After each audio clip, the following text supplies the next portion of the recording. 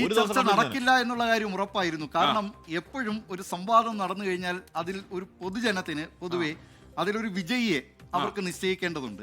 അപ്പോൾ ഏതെങ്കിലും ഒരാൾ ഒരു സംവാദത്തിൽ ഒരുപക്ഷെ അദ്ദേഹം പറഞ്ഞ ചില കാര്യങ്ങൾ മെറിറ്റ് ഉണ്ടാകും, പക്ഷെ അത് വേണ്ടത്ര രീതിയിൽ അത് അവിടെ അവതരിപ്പിക്കാൻ കഴിഞ്ഞില്ലെങ്കിൽ അത് പ്രശ്നമാവുകയും കുനിശ്ചിത ബുദ്ധി എന്നോട് ചോദിച്ചു, എനിക്കൊരു മെസ്സേജ് അയച്ചു, ആ സമയത്ത് കുറച്ച് പരസ്യം കിട്ടുമെന്നുള്ള നിന്റെ ഇടപാട് എന്ന് ചോദിച്ചു. ഞാനപ്പോൾ പറഞ്ഞു, ഈ സാധാരണഗതിയിൽ ഇപ്പം മുഖ്യമന്ത്രി സംസാരിക്കുമ്പോഴും നമ്മൾ പരസ്യം ഇടയ്ക്ക് വെച്ച് ബ്രേക്ക് ചെയ്യാറൊന്നുമില്ലല്ലോ. അത് ബ്രേക്ക് ഇല്ലാതെ അങ്ങ് പോകില്ല, ഇടവേളയൊന്നും എടുക്കാതെയാണ് നമ്മൾ പോകുന്നത്. അതുകൊണ്ട് ഈ സാധനം ഒരു 2 മണിക്കൂർ നീണ്ടുപോയാലും ഒരു ഇടവേളയും കിട്ടാൻ പോകുന്നില്ല, ഒരു പരസ്യം ഇവിടെ കൊടുക്കാനും പോകുന്നില്ല, ഏറെ നഷ്ടപ്പെടുന്നില്ല. പക്ഷെ അതുണ്ടാകുന്ന ഒരു വലിയൊരു പൊളിറ്റിക്കൽ കൾച്ചറിന്റെ തുടക്കം, അതിന്റെ തിരശ്ശീല ഉയർത്താൻ പറ്റിയ സമയമായിരുന്നു.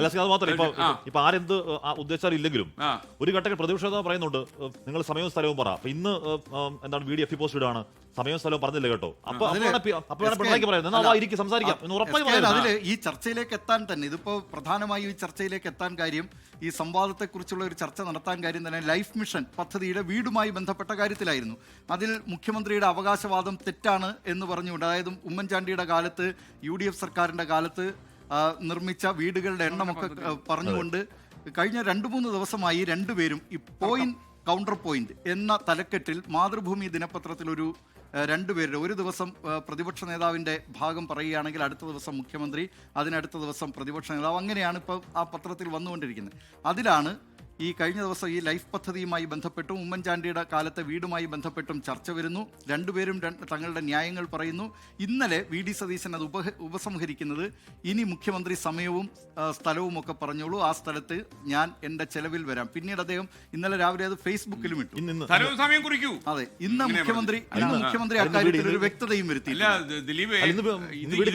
ഞാനിപ്പോ ഇത് നമ്മുടെ ഒരു ബ്രേക്ക് പറയാൻ സമയമായി, എന്നാലും പറയാണ്, ഇതെല്ലാം ഇങ്ങനെ നല്ല ഇതായിട്ട് വന്നപ്പോണ്ടല്ലോ, നല്ല പൊലിപ്പിച്ച് വന്നപ്പോൾ ഞാൻ അറിയാതെ മോഹിച്ചു പോയി, സ്പീക്കറിന്റെ റൂളിലേക്ക് എന്നെ വിളിച്ചാലോ. ഇവർ രണ്ടുപേരുടെ ഒരു സൗഹൃദം ഞാൻ സൂക്ഷിക്കുന്നുണ്ട്. ആ സ്ഥിതിക്ക് പ്രതിപക്ഷ നേതാവിട്ടും മുഖ്യമന്ത്രിയായിട്ട് ഒരു സൗഹൃദം സൂക്ഷിക്കുന്ന സ്ഥിതിക്ക് ഒരുപക്ഷെ ഈ സർക്കാരിനെതിരെ വലിയൊരു ആയുധമാക്കാൻ സാധ്യതയുള്ളത് VD സതീശൻ വരുമ്പോൾ, അത് സർക്കാരിന്റെ ഈ കടമെടുപ്പുമായി ബന്ധപ്പെട്ട പ്രശ്നങ്ങളും സാമ്പത്തിക ഭദ്രതയുമായി ബന്ധപ്പെട്ട കാര്യങ്ങളും ഒരുപക്ഷെ VD സതീശൻ വലിയൊരു ആയുധമായി കരുതി വെച്ചിട്ടുണ്ട്. മോഡറേഷനെ കുറിച്ച് ഗൗരവമായിട്ട് എടുത്തില്ലെന്ന് ഓക്കെ, അത് അല്ല ഞാൻ പറയുന്നത്, ഇവർക്ക് ഇപ്പൊ രണ്ടുപേർക്കും ഒരു ലോഹിയുള്ള ഒരാൾ വേണമല്ലോ. അല്ല, അപ്പൊ ഞാൻ ഇടയ്ക്ക് നിൽക്കുക, ഇവർ രണ്ടുപേരുടെ കൂട്ടിയിടിക്കുമ്പോ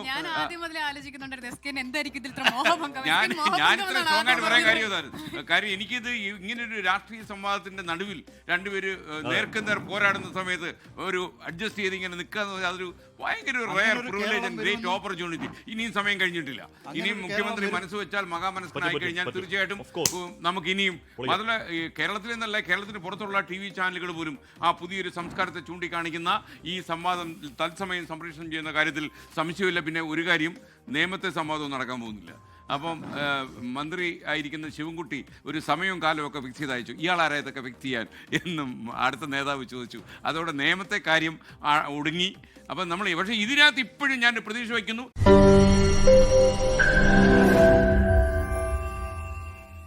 ലോകത്തെവിടെയായാലും ഏത് സമയത്തും 24 വാർത്തകളും ഓഗ്മെന്റഡ് റിയാലിറ്റി പാക്കേജുകളും എക്സ്പ്ലെയിനറുകളും വിശദമായി കാണാൻ ഞങ്ങളുടെ YouTube ചാനൽ നിങ്ങൾക്ക് സബ്സ്ക്രൈബ് ചെയ്യാം.